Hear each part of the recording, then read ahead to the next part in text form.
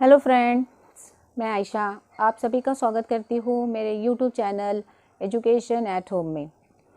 मेरे इस चैनल पर मैं फ़िलहाल तो सिंपल इंग्लिश ग्रामर की वीडियोस डालूँगी, जो कि फर्स्ट स्टैंडर्ड से लेके तो 10th स्टैंडर्ड के बच्चों के लिए काफ़ी यूज़फुल वीडियो रहेगा। प्लस पेरेंट्स भी वीडियो को देखकर घर बैठे ही बच्चों को पढ़ा सकते हैं। और जो लोग इंग्लिश सीखना चाहते हैं, क्योंकि इंग्लिश सीखने के लिए सेंटेंस बनाना बहुत ज़्यादा ज़रूरी है और उसमें ग्रामर का रोल बहुत ही इंपॉर्टेंट होता है। तो जितना हम सिंपल तरीके से इंग्लिश सीखेंगे उतनी ही अच्छी तरीके से हम इंग्लिश लैंग्वेज को सीख पाएंगे और हमारे सेंटेंस में हम यूज़ कर पाएंगे उसको।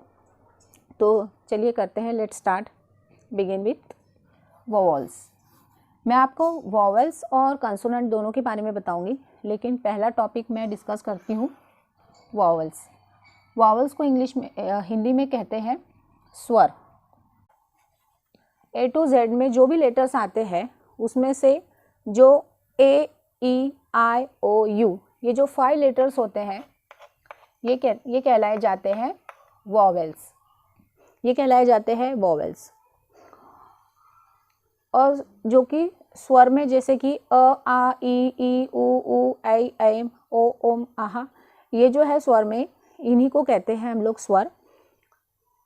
तो जैसे कि मैं वोवेल्स में आपको बता रही हूँ कि A, E, I, O, U ये 5 जो है वो वोवेल्स के कैटेगरी में आते हैं।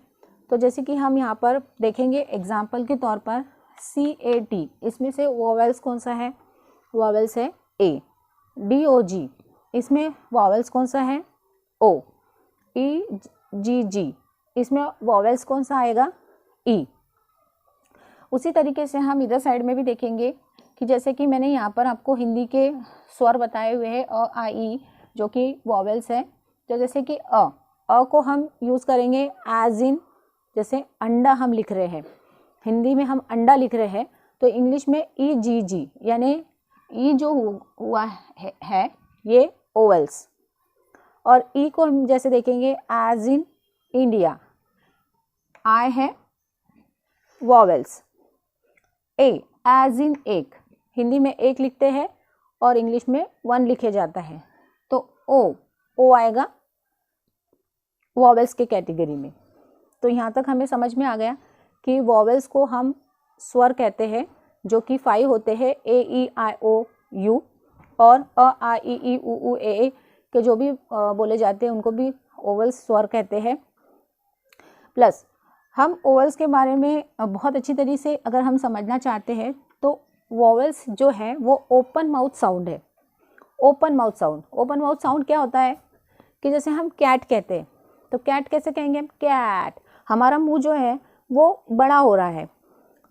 डॉग, एग, इंडिया, इस तरीके से, यानी allowing for a free flow of air, यानी हमारे मुंह से जो है फ्री एयर बाहर निकल रही है।